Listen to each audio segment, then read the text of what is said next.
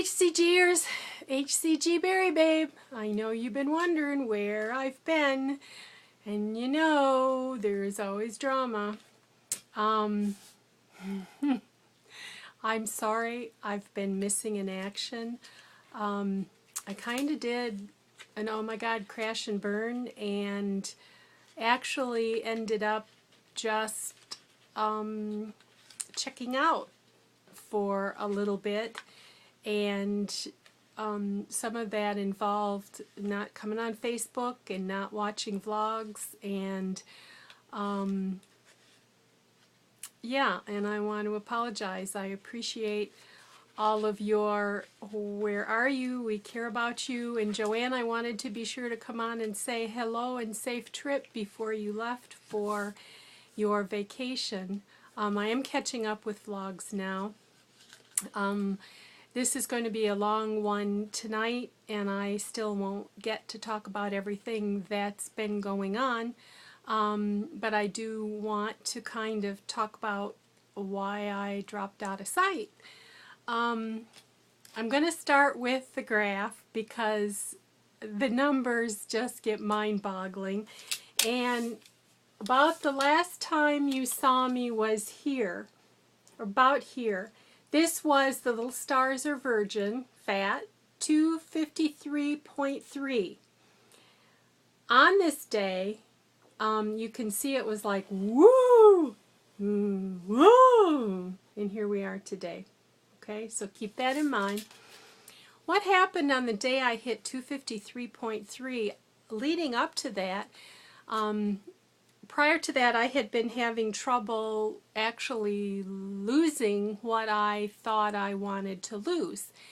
And so I had been doing some walking and had been doing Garcinia cambogia and had been doing Chocolate Delight. Well, with the walking, I started out 30 minutes, nice and easy walking, and it had been pretty nice at night, so I was doing 30 minutes easy on the treadmill in the morning, and then I was going out at night and walking around the neighborhood, sometimes for 45 minutes. So what turned into my plan to do 30 minutes of gentle walking ended up being sometimes an hour and a half or 2 hours in a day of moderate walking, because I couldn't just walk real slow and flat, so I had to do a little bit of incline, and my neighborhood is kind of hilly.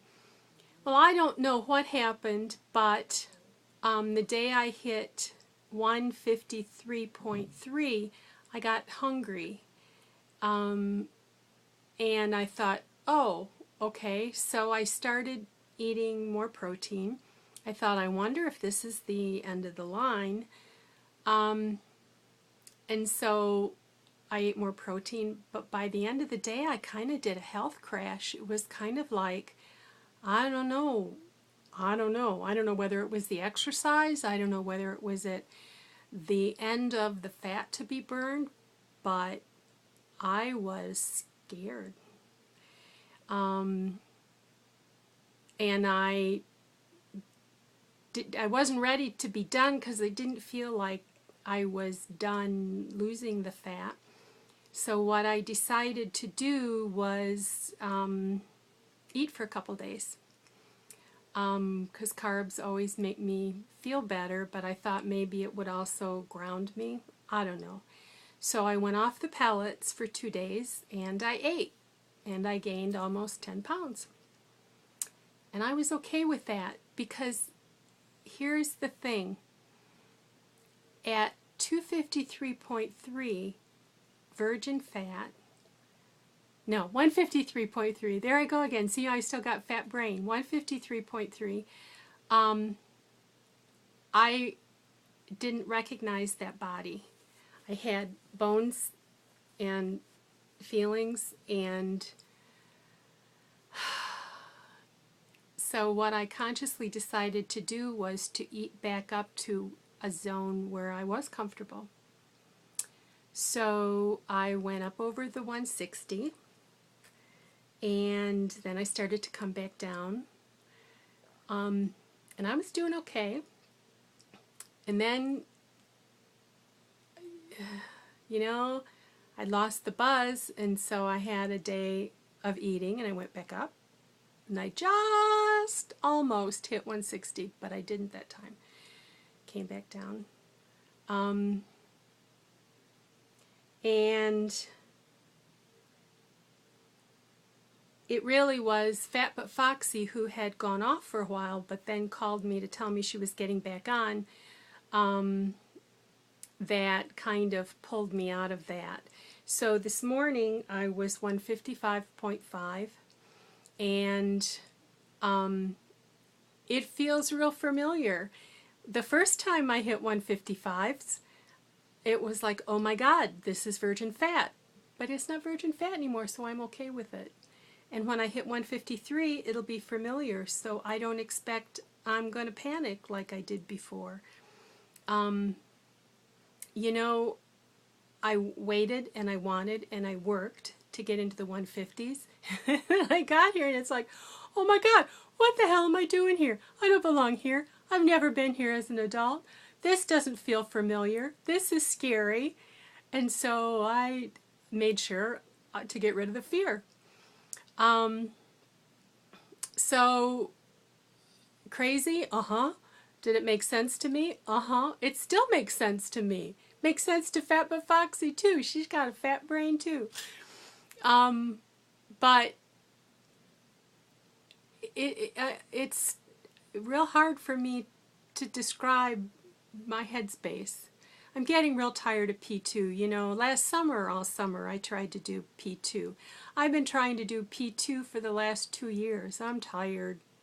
Fat But Foxy says, well, can't you just, you're at 160, can't you just stay there and be happy? It's like, no. Well, why not? Well, and I thought about it. I want all the fat gone. I've lived with it for too long. I want to do the HCG limbo. I want to see how low I can go. I want to know that I've taken off all the fat that I can take off so I can be done. And if that sounds stupid to some people, so be it. I am coming to a point, though. I have talked about having arranged to have some fine-tuning done to some of the lower half plastic surgery that I had, and that wasn't scheduled till the end of September, and that was really messing with my head because my goal was to get as low as I could get before that surgery so that as much of the skin as possible was tightened. But with it being until September, I was feeling like I really had a lot of room to play, and it was messing with my head. My daughter's birthday is July the 2nd, and she's decided she wants to go to one of my favorite binge places, a buffet all-you-can-eat binge place.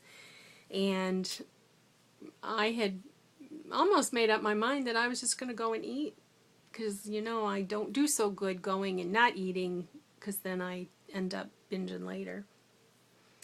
So,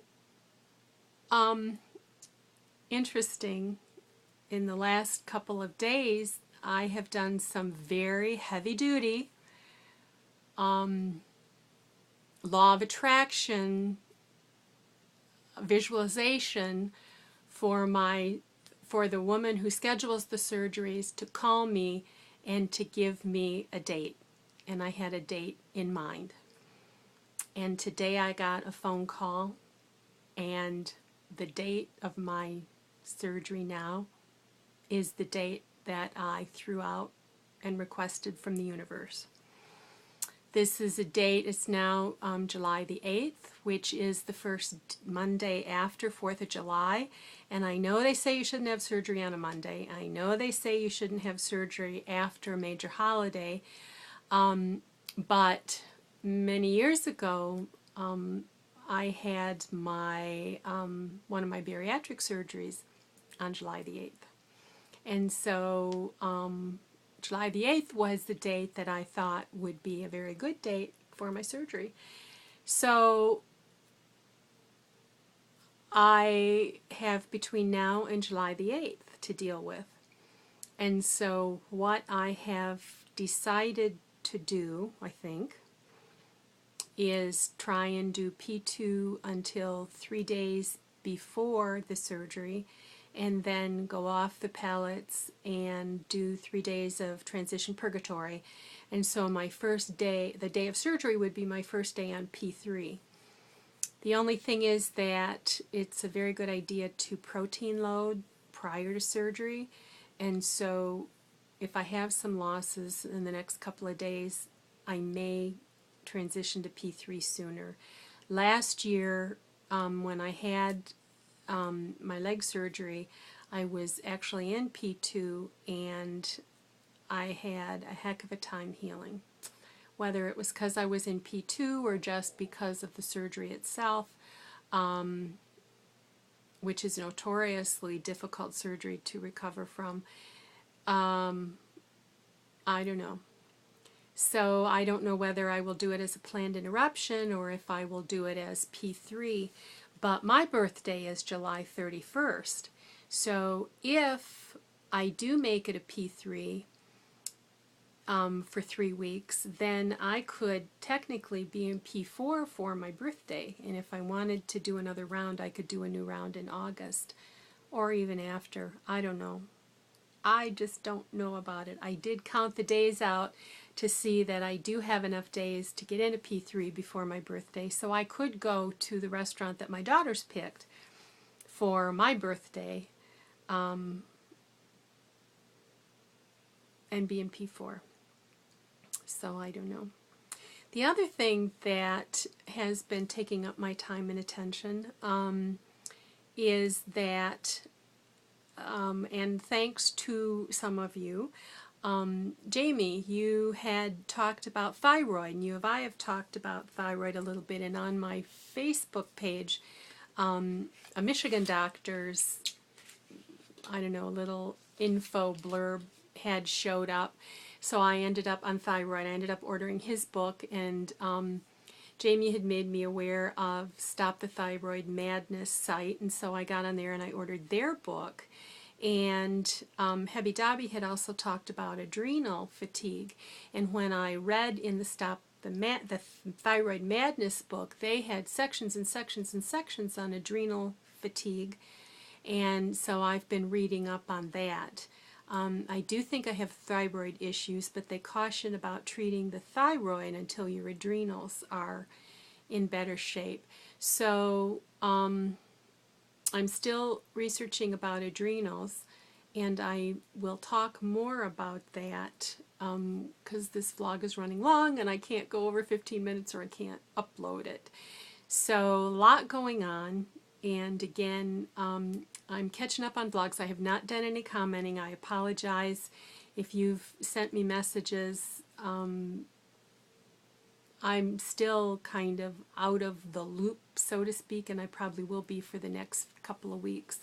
So I will try to vlog again, but I don't know. But I did want to check in, let everybody know I'm alive and well and still on the juice, so to speak. And I'm really okay. I'm in a good headspace. I was isolating. I did kind of circle my wagons. There's just something about sitting down and turning on the camera. I really need to start vlogging in my car. I need to start feeling like I came in to vlog one night and the air conditioner was in, and I thought, well, I don't want that in the background, so I didn't vlog. Well, stupid. Stupid, stupid. You know, but that's just the way I am, and I'm trying to let go of some of that crap. So, closing in. If my new potential baby is watching, call me anyway. I don't have your email to get back with you, so call me or text me. And the rest of you, good luck and bye-bye for now.